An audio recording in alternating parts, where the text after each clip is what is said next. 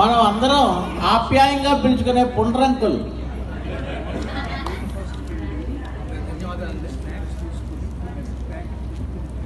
నేను రిటైర్ అయిపోయాక వచ్చి ఎలాగ టైం పాస్ చేయాలా అనుకున్న ఆలోచన టైంలో వేణుగారికి ఇన్సిడెంట్లో కలవడం జరిగింది.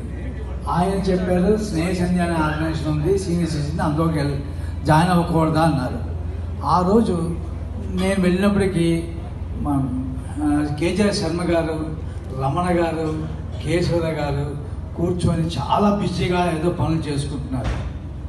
అడిగితే సమాధానం ఇవ్వడానికి కూడా వాళ్ళకి కష్టంగా ఉంది. ఎందుకంటే 11th కాన్ఫరెన్స్ కోసం జస్ట్ ఇంక 1.5 month ఉంది.